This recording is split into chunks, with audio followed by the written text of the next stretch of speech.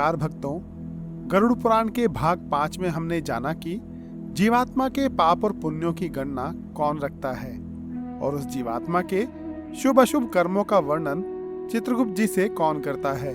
भक्तों, आज की इस वीडियो के माध्यम से हम जानेंगे कि कौन है मृत्यु के देवता महामहिम धर्मराज यानी कि यमराज। साथ ही साथ इस वीडियो में हम यमलोक के विषय में भी जानेंगे। इस वीडियो में आप गरुड़ पुराण के कुछ ऐसे रोचक तथ्यों के विषय में जानेंगे जिनसे आप अभी तक अपरिचित हैं।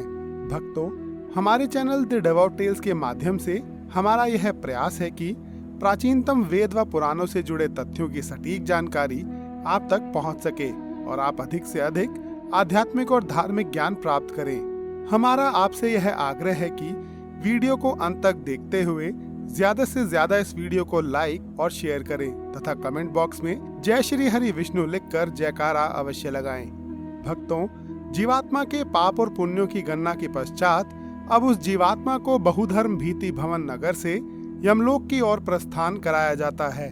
यह सुन पक्षीराज गरुड़ पुनः प्रश्न करते हैं कि हे भगवान, यमलोक कितना बड़ा है, यह देखने में कैसा है तथा इसका निर्माण किसने किया है, यमलोक की सभा कैसी होती है अथवा कौन सी जीवात्मा यमलोक में प्रवेश कर सकती है।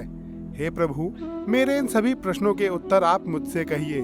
पक्षीराज गरुड़ के ऐसे प्रश्न सुनकर श्री हरि विष्णु कहते हैं कि हे पक्षीराज गरुड़, दक्षिण दिशा के मध्य में स्थित महामहिम यमराज की पुरी है। उनकी यह संपूर्ण नगरी वज्र से बनी है जो कि अत्यंत ही दिव्य है।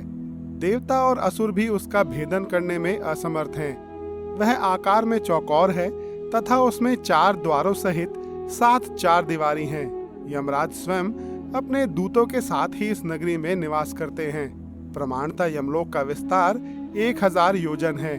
सभी प्रकार के रत्नों से पर्याप्त चमकती हुई बिजली तथा सूर्य के तेजस्वी स्वरूप के समान वह एक दिव्य नगर है। उस नगर में धर्मराज का जो भवन है वह स्वर्ण के समान कांतिमान है तथा इस भवन का विस्तार 500 योजन ऊंचा है। 1000 खंभों वाले इस भवन को वैदुर्य मणियों से सुसज्जित किया गया है। सैकड़ों पताखाएं जिसकी शोभा बढ़ाती हैं। हर समय हजारों घंटों की ध्वनि उस भवन में होती रहती है। इस भवन में सैकड़ों तोरण द्वार यानी कि फाटक बनाए गए हैं। इसी प्रकार से वह भवन कई प्रकार के आभूषणों से विभूषित रहता है। अपने योगों के प्रभाव से विश्वकर्मा जी ने इस अद्भुत व दिव्य नगरी का विस्तार किया है। उस नगर में 100 योजन चौड़ी कामरूपनी दिव्य सभा है। उसमें सब और सूर्य का प्रकाश फैला हुआ है, जहाँ ना तो अधिक ठंड है और ना ही अधिक गर्मी है। यहाँ का वातावरण मन को हर्षित करने वाला है। वहाँ 10 योजन में विस्तृत नीले मेघ के समान शोभा संपन्न एवं शुभ आसन पर भगवान धर्मराज स्थित रहते हैं। ये धर्मज्ञ, धर्मशील, धर्मयुक्त और कल्याणकारी हैं। यही पापियों को भय देने वाले तथा पुण्यकारी को सुख प्रदान करने वाले हैं। यहाँ पर सदैव शीतल मंद वायु बहती रहती है। यहाँ अनेक प्रकार के उत्सव और व्याख्यान होते रहते हैं तथा सदैव शंख आदि मांगलिक कार्यक्रमों की ध्वनि सुनाई देती है। इन्हीं के बीच धर्मराज का संपूर्ण समय बीतता है। यमलोक के मध्य भाग में प्रवेश करने पर चित्रगुप्त का भवन पड़ता है। यहीं वह प्रेत एक हाथ मात्र के शरीर को त्याग कर अंगुष्ठ मात्र माप वाला वायु रूप धारण करता है। वायु रूप होकर तथा भूख से पीड़ित होकर वह जीव यमदूतों के साथ चित्रगुप्त के भवन की ओर जाता है, जिसका विस्तार 25 योजन है और उसकी ऊंचाई 10 योजन है। चित्रगुप्त भवन लोहे की दीवारों से घिरा हुआ एक महान दिव्य भवन है, जिसमें आने जाने के लिए सैकड़ों गलियां हैं और जो सैकड़ों पताकाओं से सुशोभित रहता है। सदैव सैकड़ों दीपक इस भवन में प्रज्वलित रहते हैं तथा बंदीजनों के द्वारा गाने बजाने व गीत आदि ध्वनियों से यह भवन गुंजायमान रहता है। चित्रगुप्त के इस भवन को सुंदर चित्रों से सजाया गया है।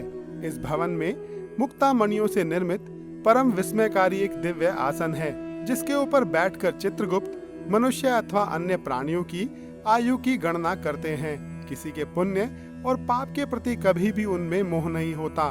चित्रगुप्त के समक्ष पहुंची जीवात्मा ने मृत्युलोक में अब तक जो कुछ भी अर्जित किया है वह उसे भली भांति जानते हैं। वह 18 दोषों से रहित जीवात्मा द्वारा किए गए कर्मों को लिखते हैं। जिसने जैसे भी शुभ या अशुभ कर्म इकट्ठा किए हैं उसे वह सब चित्रगुप्त की आज्ञा से भोगना पड़ता है। चित्रगुप्त के स्थान से पूर्व की ओर ज्वार भवन है, दक्षिण की ओर शूल, मकड़ी और विस्फोट यानी कि छाला पड़ना आदि रोगों का स्थान है तथा पश्चिम की ओर अर्जुन और अरुचि रोग का स्थान है। उत्तर की ओर रक्त रोग, पीलिया रोग अथवा ईशान कोण में सिर की पीड़ा और अग्नि कोण में मूर्छा का स्थान बताया गया है। इस प्रकार के अन्य व्याधि भवनों से चित्रगुप्त का स्थान घिरा हुआ है। हे पक्षीराज गरुड़, जो कोई भी प्राणी जो कुछ भी कर्म करता है वह सब कुछ चित्रगुप्त लिखते हैं। यमराज के भवन के द्वार पर रात दिन दूत उपस्थित रहते हैं। प्राणी के शुभ या अशुभ कर्मों के अनुसार ही यह निर्धारित किया जाता है कि किसे किस द्वार से यमलोक में प्रवेश करना चाहिए। जो जीवात्मा पापी व दुराचारी होती है, यमदूत उसे यमलोक के दक्षिण द्वार से प्रवेश कराते हैं। यमदूतों के महापाश से बंधी पापी और नीच जीवात्मा को धारदार कोड़ों से मारा जाता है। वहाँ नाना प्रकार के पूर्वकृत पाप कर्मों से युक्त जीवात्माओं को विभिन्न धारदार अस्त्र शस्त्रों तथा अनेकों यंत्रों से पीड़ा दी जाती है। पापियों को दहकते हुए अंगारों के द्वारा घेर लिया जाता है। अन्य बहुत से पापियों को बाल द्वारा पटक कर कुल्हाड़ी से उन्हें काटा जाता है।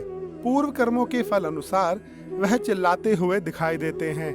कुछ पापियों को गर्म गुड़ और कुछ को गर्म तेल डालकर पकाया जाता है। इस प्रकार यमदूतों से उन पापियों को अत्यधिक कष्ट भोगना पड़ता है।